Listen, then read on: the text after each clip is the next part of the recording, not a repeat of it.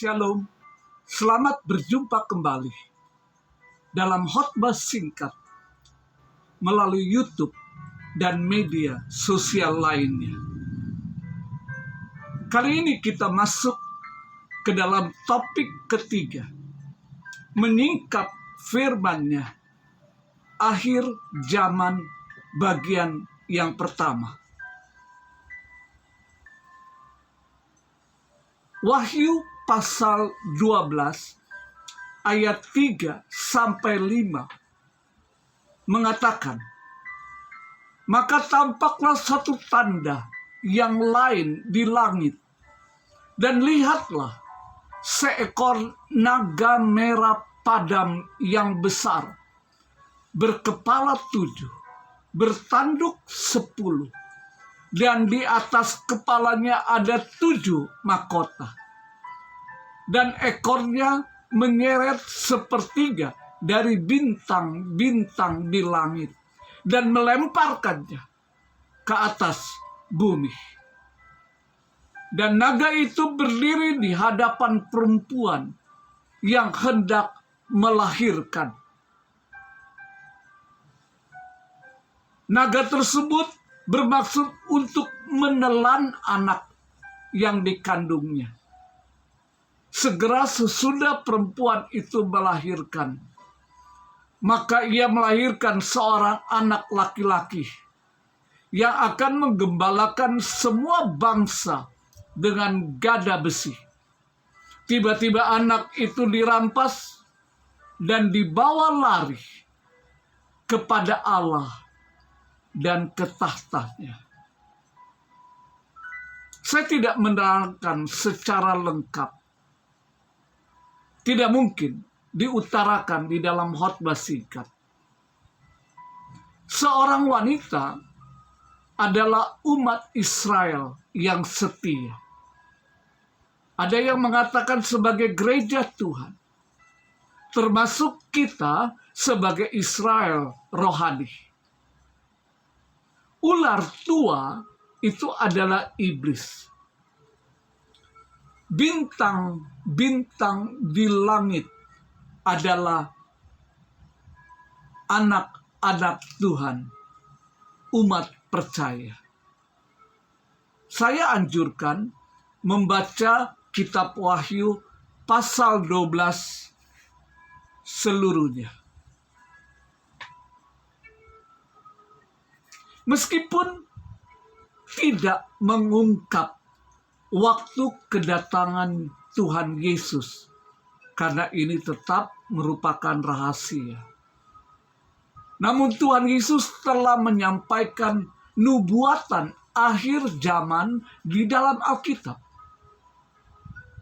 Nubuatan tersebut menandakan bahwa kedatangan Tuhan Yesus kedua kali ke dunia ini sudah dekat.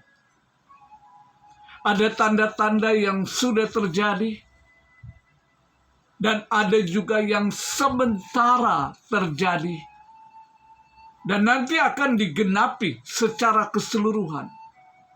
Ini untuk memberikan pengertian bagi umat percaya di dalam memasuki periode akhir zaman menurut istilah Alkitab. Sehubungan dengan topik ini, kita menjumpai ukuran waktu yang disebutkan, yakni 1260 hari. Atau jika dikonversikan kepada ukuran waktu yang lainnya, yaitu 3,5 tahun. Apa artinya? Ukuran waktu tersebut disebutkan sebagai masa tribulasi, masa penganiayaan besar. Karena pada masa itu, antikristus berkuasa di dunia ini. Masa tribulasi sudah dibuatkan di dalam Alkitab dengan berbagai nama atau istilah. Ada yang menyebutkan sebagai hari Tuhan. Ada yang menyebutkan sebagai kesusahan dan kesengsaraan besar. Ada yang menyebutkan sebagai siksaan yang dahsyat, yang merujuk yang paling berat, atau merupakan hari atau waktu kesesakan. Nubuatan-nubuatan lain tentang masa tribulasi kita juga bisa jumpai di dalam berbagai kitab lain dalam Perjanjian Lama dan Baru, selain yang saya sebutkan atau saya tulis di dalam materi khotbah ini. Khusus topik ini dibahas tentang wanita yang tengah mengandung dan siap melahirkan anaknya. Sementara itu, sang binatang siap untuk memangsa anak yang dilahirkan.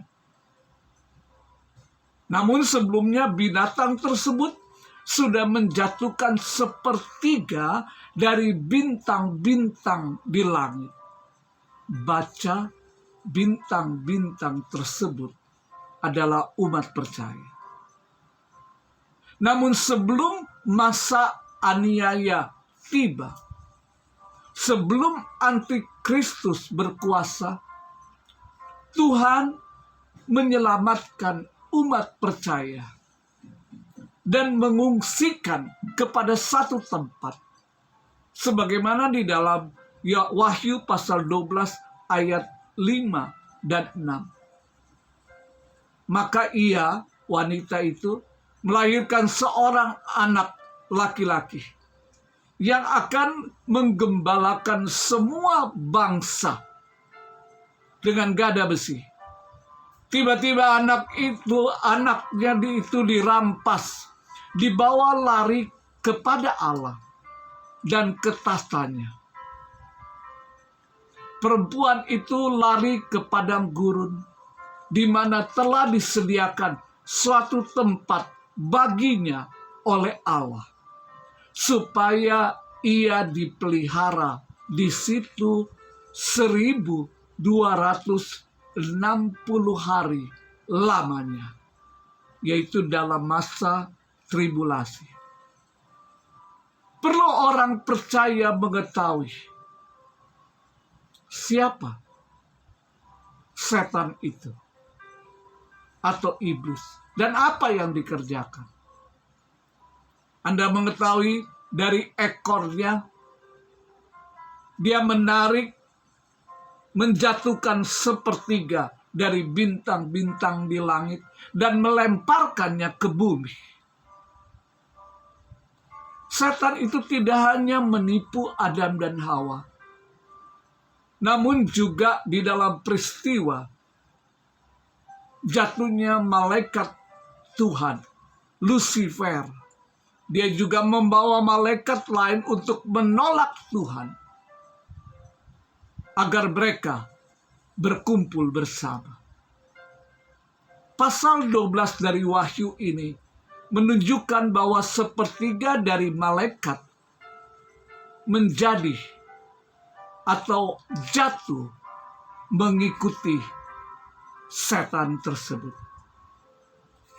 Aplikasi kekinian, kejadian tersebut sedang dan akan berlaku pada zaman sekarang ini, di mana sepertiga dari umat percaya di dunia ini menyangkal Tuhan Yesus, menyangkal segala kebenarannya, dan jumlah ini akan terus meningkat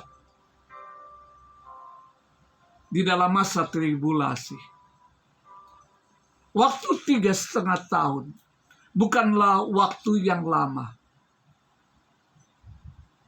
Sehingga kita mesti mengetahui, meskipun tidak lama, namun karena penderitaan aniaya yang sangat besar, maka kita butuh tempat perlindungan.